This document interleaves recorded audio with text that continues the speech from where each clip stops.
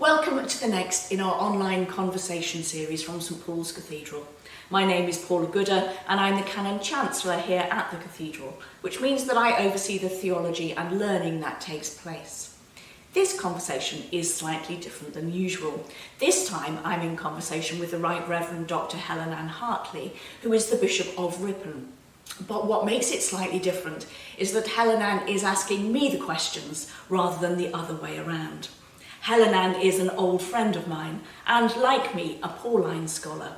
So she's going to be asking me questions about my new book, Lydia, a Story, which is coming out in October. In Lydia, like my earlier book, Phoebe, a Story, I'm exploring what it might have been like to be one of the earliest Christians. In Phoebe, I set the story in Rome, thinking about what it might have been like to have been a Christian who first heard the epistle to the Romans. In Lydia, I focus the story in Philippi and around the famous seller of purple that we meet in Acts 16, Lydia. So in our conversation, we explore both the theme of the book, but also various strands of thought. So what it was like to live in the earliest church, the themes of honour and shame, what it might have been like to have heard Philippians for the first time and to realise what impact it had on people's lives. But we also talk about imagination and storytelling and how you begin to tell stories about an ancient context like Philippi. This was a wide-ranging conversation and we hugely enjoyed ourselves as we explored all sorts of different themes in this conversation.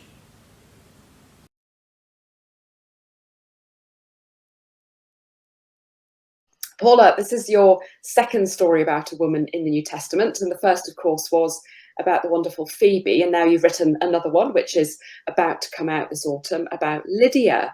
Were you surprised about how warmly people responded to the first book, and in why, for many people, their reaction was quite a strong one? Yeah, I was, and obviously delighted. I was trying to do something different, and you're always a little bit nervous when you do something different about how well it's going to go down. And what I was trying to do in Phoebe was something very similar to the book that I read when I was an undergraduate, and you probably read the same book yourself, which was The Shadow of the Galilean, by Get Tyson, who's a great New Testament scholar. And what Get Tyson did in The Shadow of the Galilean is he introduced scholarship in a narrative form. He told a story about somebody who never quite met Jesus. And it was such a clever book that I was absolutely captivated by it. And when I was in my teens and I read it for the first time, I thought to myself, someone should do that about Paul. And then nobody did for many, many years. Which is why I thought I would write Phoebe. But because it was a different way of writing Pauline scholarship, I was quite nervous about how it would go down. So yeah, I was absolutely delighted that it was well received by a whole load of people. Not everybody, obviously, but for most people, they really enjoyed it. And it was lovely to be able to hear people's responses and how it opened up for the world of the New Testament, which was what I was really trying to do. So I remember reading Gert Tyson's book, and that was, gosh, it kind of dates us now, doesn't it, a little bit? It does, yes. I mean, why do you think that was such a unique and sort of groundbreaking type of book, and then kind of nothing, as it were, until you come along with Phoebe? Why do you think there was such a gap in terms of the style of that kind of writing? Well, I think it's because it's not how you're trained as a New Testament scholar. As you will know yourself, you're trained into a different kind of writing, a kind of writing that focuses much more closely on reporting on scholarship, on conceptual ideas. And so therefore, it's not how New Testament scholars are trained to write. So I think that's one of the reasons.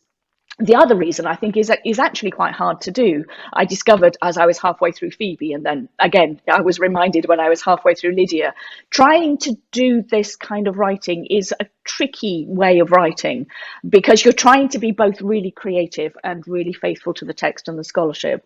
And that makes it quite a hard task. So I think there's an element of that. I should also note, however, that there was a massive gap between Gert Tyson and me writing Phoebe. But just after Phoebe came out, Ben Witherington also did a similar thing on Priscilla. So it feels as though we've had a little clutch of books much more recently that are much more narrative. There are others in between as well, but those are the ones that kind of really stand out. So why did you choose Lydia to be the focus of this book? Well, because Lydia is quite like Phoebe.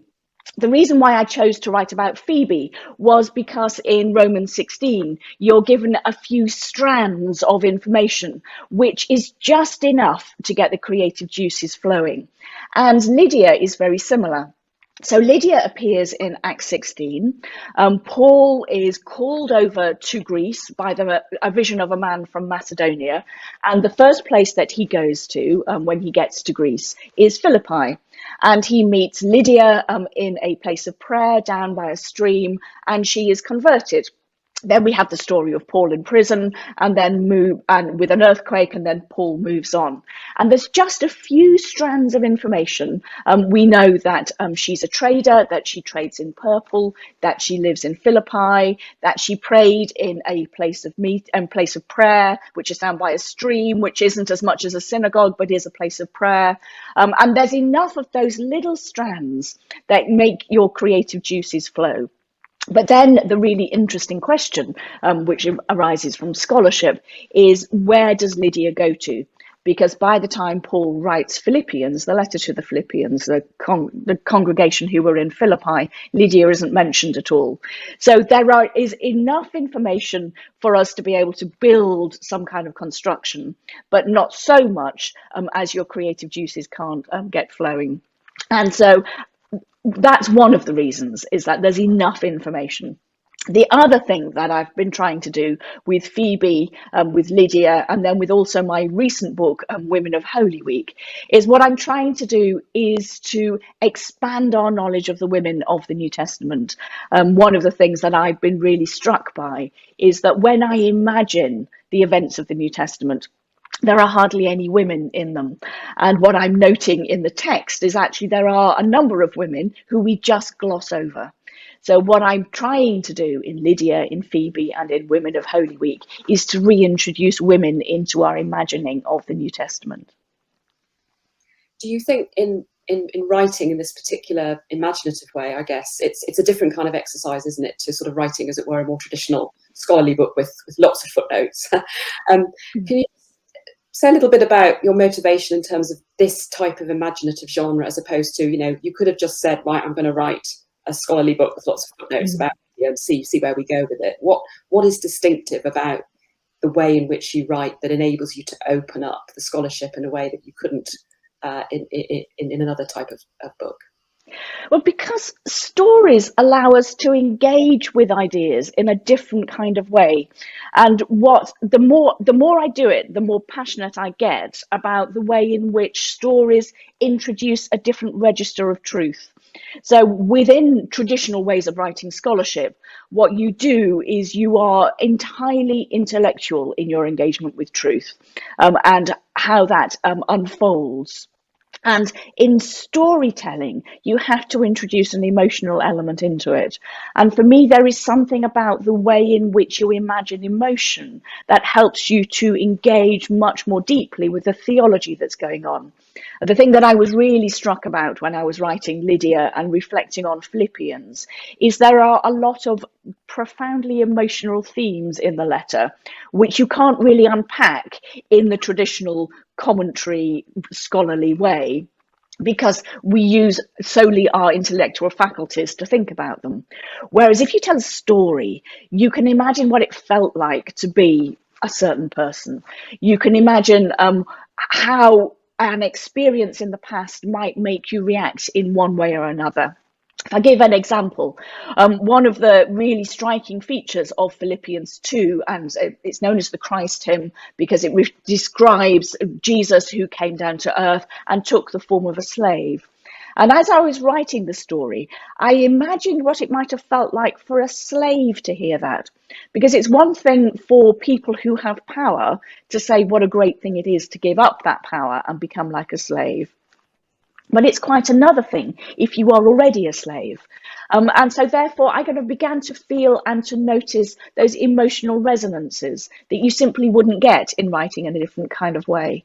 And for me, and I think I'm not the only person, it is opening up that emotional register when we think about what theology means to us that makes all the difference in the reading of the New Testament. I think it was Lisa Cron, who's a North American writer and novelist, and she talks about how story is crucial to our evolution, even more so than opposable thumbs, because opposable thumbs let us hang on, but story tells us what to hang on to. So that there's something in the storytelling, and I just want to tease out a little bit the theme of imagination, because what strikes me in the way that you've crafted Phoebe and Lydia and the women of the New Testament is the whole kind of sensory world is opened to us. It's a world of colour. That's the obvious one with Lydia, because she deals with purple, and there's a lot about purple in this book. But the sort of sights, the sounds, the smells, you kind of immerse yourself much more in the world of the first century than perhaps the biblical text demands or allows. Do you find that sort of sensory experience was that part of how you try to map out the story? Oh, absolutely. And there was, I mean, I really like you're kind of picking up that kind of sensory. I feel as though I've lived in Philippi for a long time while I was writing Lydia. I know what everyone looks like. I imagine what it was like to walk through the streets. The smells are really important. And I think for me, as I wrote the story, I felt profoundly immersed in the world of the Philippians and what it felt like to be those kind of people. I mean, of course, on one level, we can't possibly know what it was like to be them. But on another level, engaging in this sensory way of telling story allows us to understand a lot more about what was going on. And I think the thing that really struck me both when writing Phoebe and when writing Lydia is that we end up with a very monochrome, kind of a very flat imagining of what it was like to be in the first century.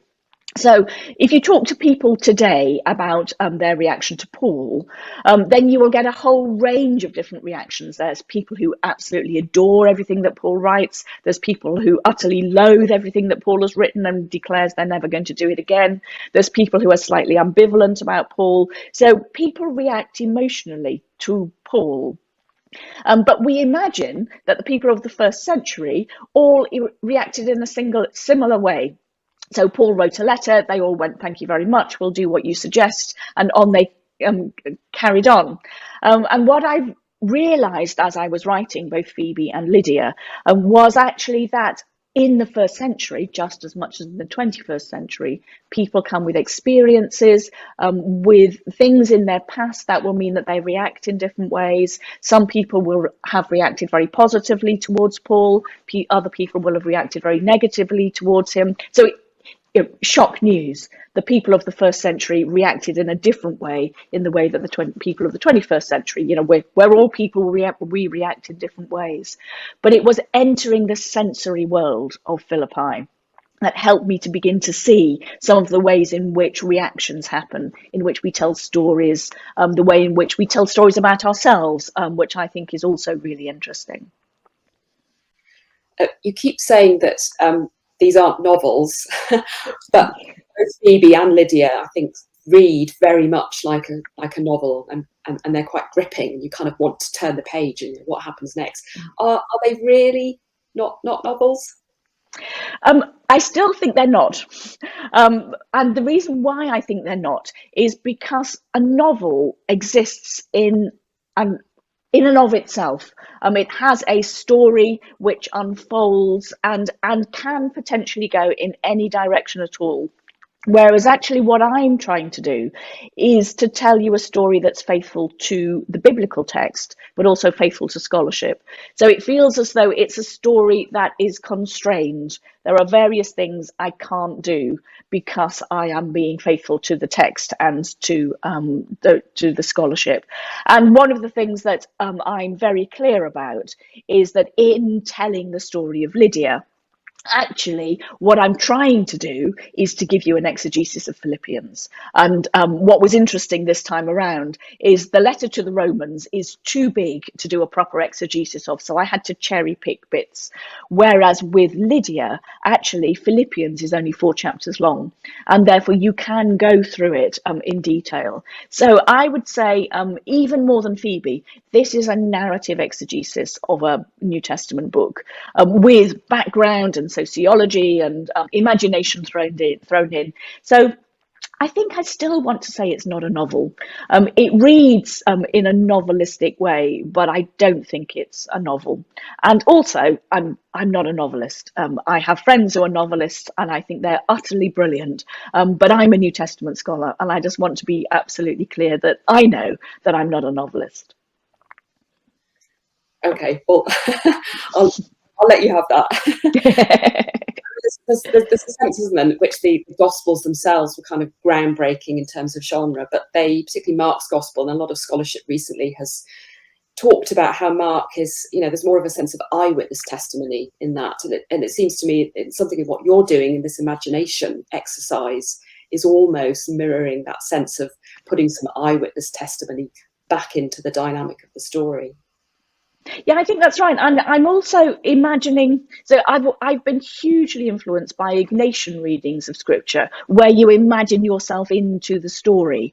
And normally you do that on gospel stories because they're already there as a story. And what happens with Ignatian readings is that you are invited to imagine yourself to be one of the characters, either one of the main characters or actually one of the unnamed characters. And through doing that, to inhabit scripture, to see how it makes you react, to see how you engage more fully with what's going on. And I've always wondered what it might look like if you did it with a Pauline letter. So in a sense, with both Phoebe and Lydia, what I'm doing is an extended Ignatian reflection on what it was like to be a member of the Pauline community, how it felt to live in the first century, and to take up residence in the story.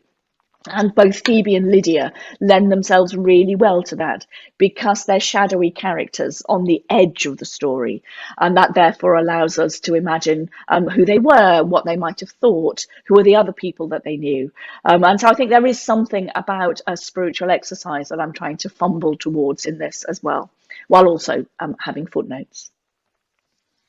Do you have an ideal reader in mind? And if you do, what do you hope that they'll get from the books?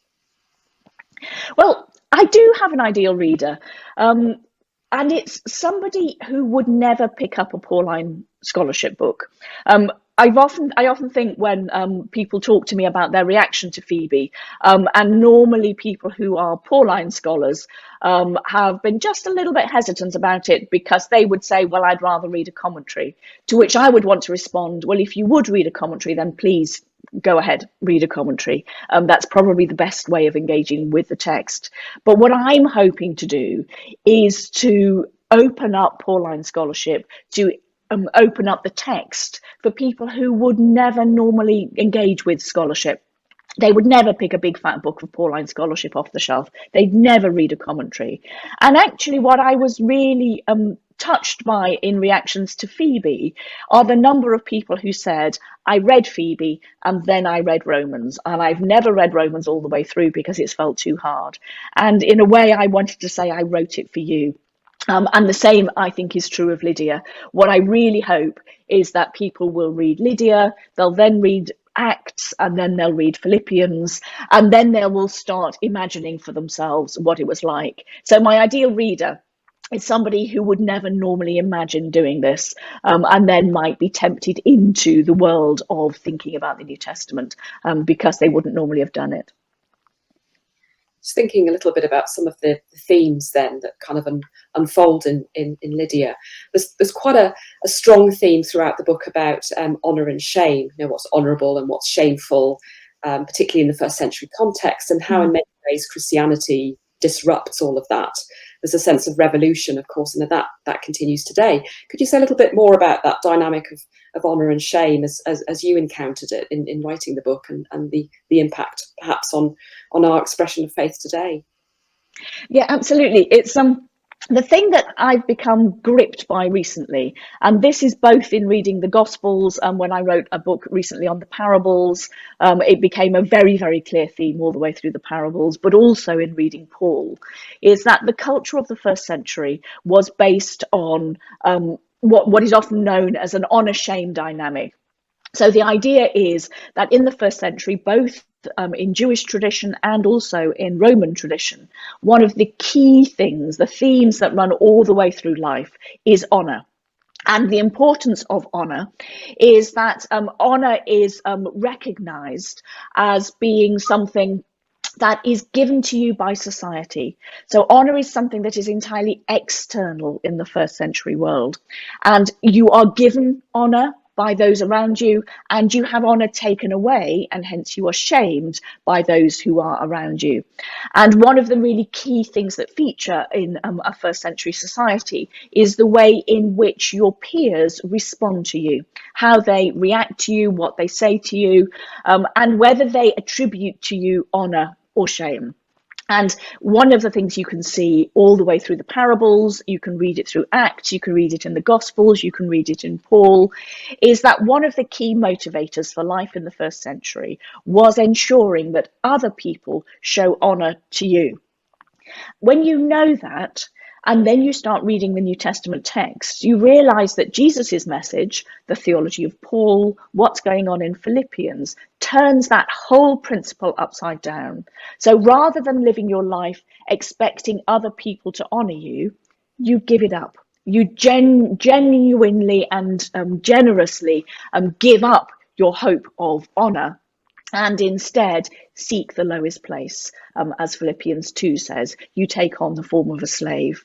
And it is one of those things that the first century world would have been absolutely bemused by. They would have said, what on earth are you doing that for? The whole point of living is to make sure that you get as much honour as you possibly can.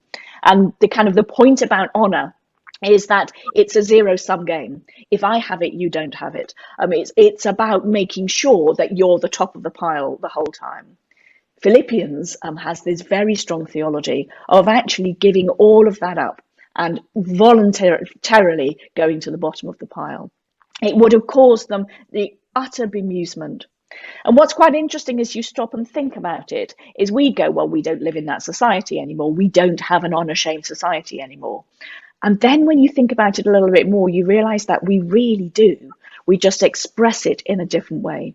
If you look at the way in which politics works, at the media works, social media, actually we are all about honour and shame.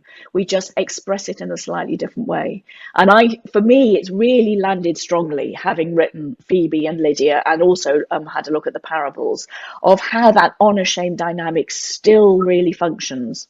And also, I must admit, my current job at St Paul's is one in which it brings it to the fore every day for me.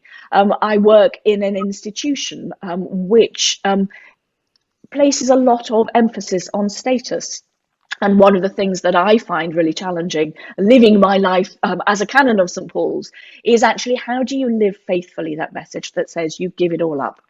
You give up that status, you don't claim it. What does it mean to be a person who lives that faithfully? So it's landed in me historically, because I've recognised the importance of the first century. It's landed in me generally in the 21st century, because I've recognised its importance in the world. And then every single day I have to ask myself, am I actually living this out? So it's become one of those themes that feels like it's pursuing me through my life. I think it's a theme that many of us listening to this can resonate with. And a bit cheekily, but I probably have to ask you the question about Lydia and purple. Seems an obvious question for that question, but there's a lot in both Phoebe and Lydia about the theme of female leaders and leadership in the church, and there is an extent to which it's not settled in the church today, and it certainly wasn't settled in the first century. So there's a lot of sort of contemporary resonance, and this sort of sense of painting the characters back into the story, especially the female characters. What has your exploration of Lydia told you about the theme of female leadership? Well, it's really interesting, isn't it?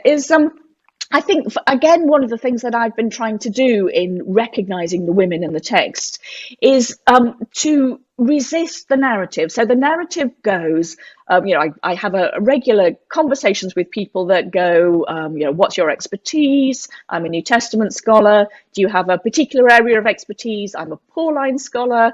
And then people inevitably say to me, but you do know that Paul isn't positive about women. And then you have that kind of much more interesting conversation that largely goes, actually, no, I don't know that Paul is not positive about women. Let's put it positively. I think Paul was very positive about women in leadership. But what we do is that we pick up certain of key texts. So we start with 1 Timothy 2, which talks about women teaching and having authority. You then have a look at 1 Corinthians 14, which talks about women talking in church. And then you move on to 1 Corinthians 11 about women prophesying. And from that, people conclude that Paul is negative about women. And one of the things that I've been trying to do both in Phoebe and in Lydia is to say, actually, if you start in a different place, you get a very different picture of Paul. So if you don't start with the notional women that Paul may or may not be talking about in 1 Timothy 2, and instead what you do is you start with the actual women in the Pauline communities, you get a very different picture of Paul. Because if Paul thinks what we say he thinks, then what he ought to have done is to tell Phoebe not to take the letter of Romans from Corinth to Rome. He ought not to have responded to Lydia in the way that he did. Euodia and Syntyche, who are mentioned in Philippians, would not have been mentioned as people who fought with him side by side in the gospel. So what you get, therefore, is if you look at both Acts and at the Pauline letters, you discover that there were a whole range of women involved in a whole range of activities, which if we take what a lot of people popularly believe about Paul would not have allowed them to do. Phoebe, being probably the first exegete of Romans, Priscilla, along with her husband Aquila, who was somebody who took the gospel all the way around the Mediterranean, and together they led churches in their houses. Euodia and Syntyche are mentioned, and one of the in Philippians, and one of the things that a lot of scholars observe is that there's a mention of bishops and deacons right at the start of Philippians 1, which absolutely intrigues us. Paul says he greets the bishops and deacons who are in Philippi. The most obvious explanation of who Euodia and Syntyche and then a man called Clement were that they were the bishops or the deacons, but probably the bishops that Paul mentions back at the beginning of Philippians 1. So again, therefore, you have a whole range of stories about women that don't appear to say what we think they ought to say. So for me, one of the really interesting things is you have a look at the actual women, you reflect on what that meant about how Paul relates to women, and then you go back to the tricky passages and say, well, therefore, what did he mean in that context? But it turns everything on its head, and for me, that's what's really interesting. Paula, there's some quite knotty stuff in Philippians, particularly some of the things that Paul has to say about Jewish Christians, and I just wondered, how did you tackle that when writing this book? Well, it's one of those things that, and again, made a really big difference to me imagining. And it was back. It's back to that whole sensory thing that you were talking about earlier. Is once you are immersed in a world, all of a sudden certain passages read differently. So there's a bit in Philippians 3 where Paul suddenly turns on a group of Jews, and we're not sure. Absolutely confident if they're Jews or Jewish Christians in his mind, but I've imagined in the book that they are Jewish Christians.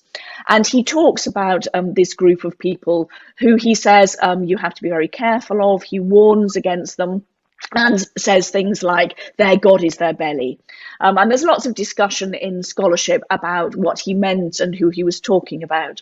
But one of the things that really came out to me very clearly as I was writing this book is that it must have been a real blow to the people who heard Paul's letter, if they were Jewish Christians and if they worked alongside the other communities in Philippi, then actually to hear Paul criticising them in the way that he does would have been a really difficult and quite painful thing. And so what I tried to do in the book is to have the slight kind of the hurt that comes from suddenly having somebody turn on you and attack you for something that you genuinely believe is the truth. And so there's something for me about that, again, the sensory, imagining emotions, and what Paul had in mind when he suddenly turned on this group of Jewish Christians, and how they might have heard it, and actually then how the other people in Philippi might have responded once they heard it. So I tried not to give too much away about what goes on in the book, but I think there's something that I was trying to do about unpicking the difference between Paul having a reaction to a group and actually how true that was in reality about how they reacted and what they did. You are a New Testament scholar, and that definitely underpins how you write. So were there particularly difficult decisions that you had to make? I think you say in the notes that one of the things you've got to do is to kind of come down on one side or the other of scholarly arguments, because that inevitably, is how scholarship works. So did you find yourself kind of pushed and pulled in different directions about making particular decisions? Yeah, crafting and it's the way in which I really found it a real challenge, because I'm the kind of scholar that likes to look at all the different options and then say, well, I don't really think that, and I don't really think that, but 2 or 3 of them could be the case. And I often like just to leave it and say, well, these 2 or 3 might in fact be true. But you can't do that when you're writing a story. When you're writing a story, you actually have to make a decision about whether this is true or whether that is true. So, for example, one of the big areas of discussion is why it is that the place of prayer in Acts 16 is called a place of prayer and not a synagogue. Normally, when Paul goes to a new place, he goes to a synagogue, and it's called a synagogue. But in Acts 16, Paul goes to seek out people who are worshipping according to Judaism, and he doesn't call it a synagogue, it's called a place of prayer. And then the question is, why is it called a place of prayer? And until now, I've never really forced myself to make a decision about why I think it was called a place of prayer and not called a synagogue. And therefore, in writing this story, I suddenly realized that I had to decide why it was that I thought that.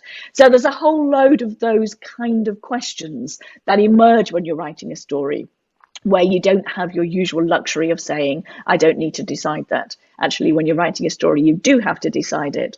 But I think I probably do want to say that I decided it for the sake of the story. But if I were to go back again and think again, I might go in a different direction. It doesn't mean that I genuinely have settled on each one of the things I settled on, but I settled on it for the sake of the story, because otherwise the story would get really complicated if I didn't. I mean, I think that's absolutely fascinating, isn't it? That just the suggestion that in the crafting of story, that helps the decision-making process that firms up particular views. And that's a really interesting way of, particularly in a church context, where you're very much driven by doctrine, and perhaps the sort of experience kind of sits alongside that, and there's a bit of a debate about how much that impacts or should shift and enlarge the scope of doctrine. I think, for me, just listening to you there, there's a really strong analogy with that crafting of narrative and story that helps you into that decision-making process. And that's a really interesting way of theology. Yeah, no, indeed, that's right. And for me, I think one of the really interesting things is, as I was telling the stories about the people in the book, my imagined stories, I also became really fascinated with our own stories. And there's a bit in the book where I have Lydia telling her story and what she thinks it means, and how she was shamed by everything that happened. And then the community in Philippi saying, yes, but that's not how we read your story. How we read your story is that actually you had no choice, and that actually what you did was an honourable thing and not a shaming thing. And what really struck me as the themes were unfolding and as I was unpacking them, that actually this is what happens to us in our everyday lives. We get really used to telling stories about ourselves, which have certain endings. So one of the things that I'm very conscious of is that I can tell a story of my career, which is a story of complete and utter failure. And I told it to a friend recently, in which I said, look, I failed here and I failed here and I failed here. And she said, but that's not true. Actually, your story is a different kind of story. And it was a story in which you have been failed at various points in your life. And it's one of those conversation that I've had that had a really big impact on me and on my internal world. Suddenly to recognize that the stories that I was telling about myself were only stories I was telling about myself, and I could tell a different story. And I think what you're reflecting on as well with theology is that actually the stories we tell about ourselves, the stories we tell about other people, begin to shape reality. But they don't actually need to be entirely the reality. You can tell another story that changes your reality entirely. So you can tell a story in which you fail. You can tell a story in which you succeed. You can tell a story in which you have honor. You can tell a story in which you have shame. They're all from the same life and all from the same experience. It's how you put the story together. And when you stop and think about how you tell your own stories, and then how you tell stories about other people, then you begin to realize that there are some really important themes. And as you were saying, Helen-Ann, about doctrine and dogma, is that if you tell stories that lead in one direction, think, for example, about the stories we tell about people who were by history called heretics. What if you told the stories in a different way? That would mean that actually the story unfolds and looks different. So I think there is something really interesting about stories and how we understand ourselves, stories and how we tell truth, stories and how we relate to other people, and then fundamentally how stories help us to relate to key doctrines. And I think I've become utterly fascinated about all of those things. Yes, a lot of it is kind of, in a sense, unresolved, and that's part of the journey and narrative of faith in some ways. And there's a lot in the book as well about forgiveness and how important that is and how challenging that can be to navigate. Why did you focus on that theme, and what do you think that we can learn about your reflections on that for our lives now? Because I think the gospel is all about forgiveness. And if people have read Phoebe, they'll remember that it was a really key theme in Phoebe as well. And it reveals to you what I think is the underpinning of pretty much the gospel and God's message of love to us, is that forgiveness is the most radical teaching that comes from the Gospels. Our forgiveness of ourselves for things that we've done wrong, forgiveness of other people and how tricky it is, and how actually simply living a life of forgiveness is, in my view, a lot of our calling as Christians, to recognize that we can be forgiven for the past, that sometimes our stories about ourselves in the past are not completely true, and trying to find ways in which we understand where the truth really lies, and then to inhabit forgiveness in that way. But then also to recognize that God forgives us, but also calls us to forgive other people. That line in the Lord's Prayer, which we say day in, day out, and causes a tremor in me every time I stop and think about it. Forgive us our sins as we forgive others. And that whole dynamic in Christian faith about recognizing that we are forgiven, but also that calls us to forgive other people. But the journey of forgiving other people is one of the hardest things we'll be asked to do. It's really easy for us to say, oh, just forgive. As though there's a switch that you flick and you go, right, forgiven now. And recognizing that forgiveness is a lifelong task. And the deepest hurts require a really long journey towards forgiveness. But also we need to be very careful and cautious and thoughtful about how we ask people to forgive. And one of the strands in the story is, I imagine, a young woman, and again, I won't give too much away about the story, but the young woman has something that needs forgiving of a man who treated her badly when she was a child. It wasn't abuse, but it was an occasion where that needed forgiveness.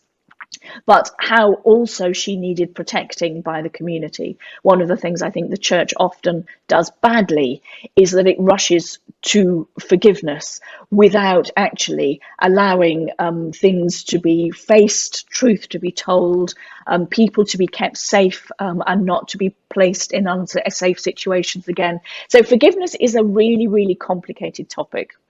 And I think we could talk about it for days and days and not even get close to its complexities. Recognizing that it's vital, it's part of the Christian gospel, that God has forgiven us, but that therefore we have great responsibilities to live up to that we do need to forgive other people, but we shouldn't place people in situations of being unsafe, that forgiveness is not easy and can't just be done at the flick of a switch. Like I say, we could talk about it for days and days in its complexity. And it feels to me to be one of the most important things that we will ever do as Christians. And we will probably never quite get it perfect, but living it and inhabiting it is one of the really key things. One of the other things that really struck me about the book was something about the risks and the vulnerabilities of having faith, and the complexity of that in terms of the sort of the tribalism. And in many ways, again, that's another contemporary resonance with our life today. Can you say a bit more about your reflection on that those risks and those vulnerabilities and how that then plays out in the Christian life? Yeah, I mean, for me, one of the really interesting things I think about living as a Christian in the first century is that it was a very dangerous existence.